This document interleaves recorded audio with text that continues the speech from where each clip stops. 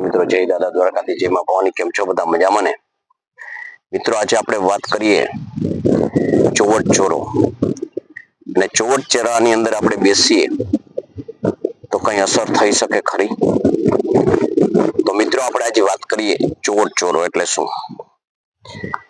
મિત્રો ચોવટ ચોરો એટલે આમ આપણે વાત કરીએ ને તો ચારે પ્રકારની વાતો, ન કરવાની વાતો, ન કરી શકવાની વાતો, ન દમ વગરની વાતો, આને આપણે ચોવટ ચોરો કહીએ. ચોવટ ચોરો એટલે ચારે બાજુનું નુકસાન. ચોવટ ચોરો એટલે ધીંગધડા વગરની વાતો. મિત્રો ચોવટ ચોરો એટલે કંઈ પણ ન બન્યું હોય એવું ઉપજાવી પાડવું અને ઉપજી ગયું હોય એવું છુપાવી દેવું. ટૂંકમાં કોઈ પણ રીતે આમાં બેસવાથી નુકસાન જ થાય આવી બેઠક એટલે ચોવટ ચોરો.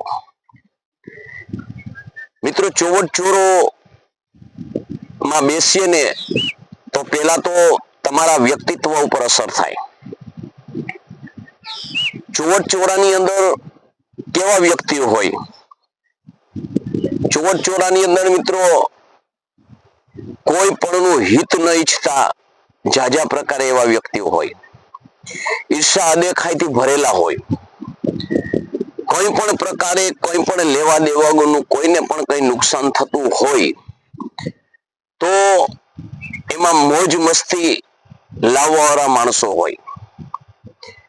એટલે આવા ચોરાની અંદર આવો જે સમુદાય ભેગો થાય ને અને જે બેઠક હોય ને એ રાજનેતા મુજબ જે સમય હોય ને સમયે આવીને ઊભા જ હોય.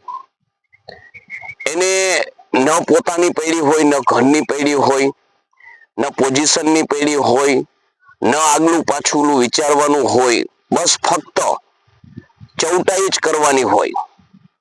અને હર સમાજની, હર વ્યક્તિની, કોઈ પણ વ્યક્તિનો મુદ્દો આવી જાય અને સજ્જનમાં સજ્જન માણસ હોય ને તો એ લોકો એને દુર્જન ચિતરે. કારણ કે આ લોકોનું આ બેઠક ઉપર કામ જ આ હોય. એટલે ખરાબમાં ખરાબ જીવનમાં વસ્તુ હોય તો ચોવટ ચોરો અને એમાં બેસવાની બેઠક. હવે બેઠકથી અસર શું થાય એની હું તમને વાત કરું. મિત્રો ચોવટ ચોરાની અંદર તમે બેસો ને તો પેલા તો પ્રથમ તમારું વ્યક્તિત્વ છે ને એ ખરાબ થાય. તમારી ક્રેડિટ હોય ને એ ઘવાય. તમારી આબરૂ હોય એ ઘવાય. તમારી ગણતરી એક માણસની અંદર તમે જીવતા હોય છતાં અલગ પ્રકારથી થાય. તમારા જીવનની અંદર ભરોસો મૂકવો ન મૂકવો એના પ્રશ્નાર્થ થાય. કોઈ પણ વ્યક્તિ તમારો સારો માણસ છે ને એ તમારો ભરોસો ન કરે, તમારો સંબંધ ન જોડે અને બને ત્યાં સુધી તમારે નજીક નહીં પણ દૂર રહેવાનો પ્રયત્ન કરે. પછી ગમે તે સમાજમાંથી હોય, મારું હોય, તમારો સમાજ હોય, ગમે તે સમાજ હોય, આ બેઠક છે ને એ એટલી ભયંકર છે ને કે કાયમી માટે તમારે કોઈ પણ પ્રકારનું પાતક કરવું હોય ને પાપ કરવું હોય ને તો એ ચોવટ ચોરામાં થઈ જાય. અને કોઈ પણ વ્યક્તિ મુશ્કેલીમાં હોય અને એ મુશ્કેલીમાં કોઈ પણ પીડાતો હોય,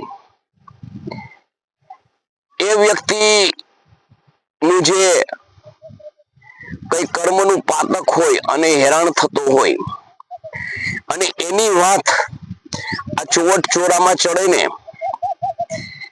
એટલે ઓલો વ્યક્તિ નું જે પાપ છે એ આ લોકોના ખાતે નોંધાય અને ઓલાને વગર હાબુએ ધોવાઈ જાય.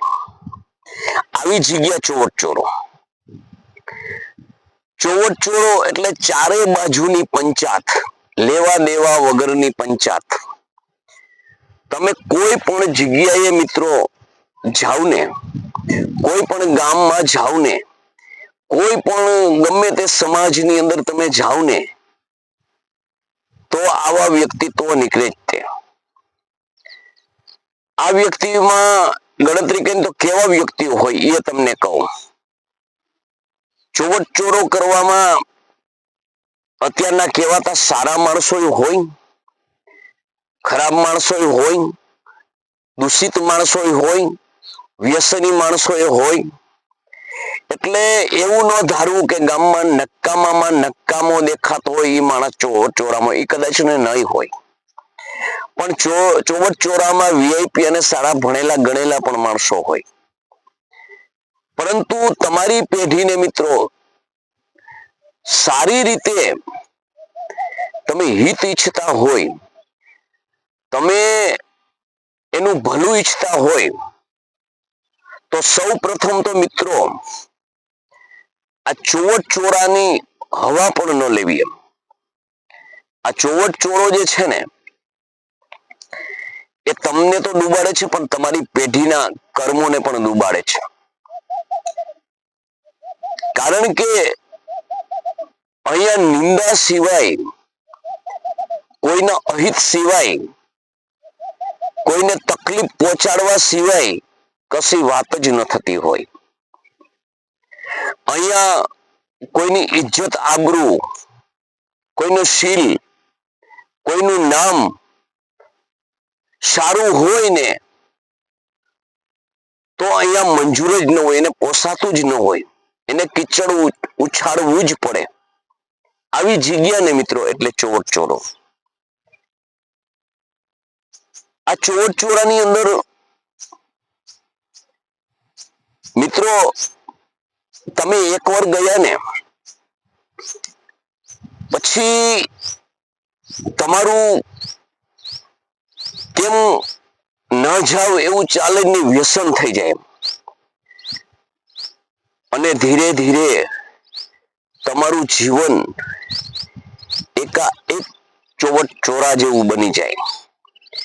તમારા જીવનની અંદર કોઈને શાંતિ, કોઈની સુખ સમૃદ્ધિ, કોઈની આવડત, કોઈની હુનર, આવા સારા લક્ષણો હોય ને એ ધીરે ધીરે તમને ગમવા ન લાગે. કારણ કે તમારી બેઠક છે ને ચોવટ ચોરામાં થઈ છે. એટલે ખરેખર હું કહું છું કે આપણે કહી છે ને કે ગમે તે બેઠક ઉપર તમે બેસો ને ત્યાં તમારું ભણતર ચાલુ થાય છે. તમારું ભણતર અને એ ભણતર માયલું તમારું ઘડતર ચાલુ થાય છે. એટલે હંમેશા માટે સારી બેઠક રાખવી, ચોવટ ચોરાની બેઠક રાખવી નહીં. કારણ કે ચોવટ ચોરો છે ને એ તમને એક દિવસ ચારે દિશામાંથી ડૂબાડશે. ધર્મ, અર્થ, કામ અને મોક્ષ, આ ચારે વસ્તુમાંથી એક પ્રાપ્ત તમે ચોવટ ચોરોમાં બેઠક હોય ને તો એકે ન કરી શકો. કારણ શું કે તમે ધર્મને ન ઓળખી શકો, તમે કોઈ કામને ન ઓળખી શકો, તમે અર્થને ન સમજી શકો અને તમે મોક્ષ પણ ન મેળવી શકો. કારણ કે આ જે માટે તમારે જીવન સુલક્ષણી બનાવવું પડે, જે તમે બનાવી ન શકો. તો મિત્રો હંમેશા માટે યાદ રાખજો કે ચોવટ ચોરો જ્યાં થતો હોય ને ત્યાં બેસવું નહીં, ત્યાંથી ચાલ્યું જવું. કારણ કે એક દી બેસશો, થોડી વાર, બીજી વાર વધારે બેસો, ત્રીજી વાર એથી વધારે બેસો ને તમને ખબર નહીં પડે એમ તમને એનું વ્યસન થઈ જશે. અને કોઈ પણ જાતનું તમને હાનિ નફા વગરનું તમે પાપ કરવા માંડશો. તો મિત્રો ચોવટ ચોરો આ જેવું કોઈ ખરાબ નથી. તો મિત્રો મારો વિડીયો તમને કેવો લાગ્યો એ કોમેન્ટ કરીને જણાવજો. અને મારા સંપૂર્ણ વિડીયો તમારે જોવાય તો યુટ્યુબ ચેનલમાં જાડેજા વનરાજસિંહ 9 સિંગર એવું લખેલ છે, એ સર્ચ કરજો એટલે જોવા મળશે. જય માતાજી, જય દાદા દ્વારકાથી, જય માં ભવાની.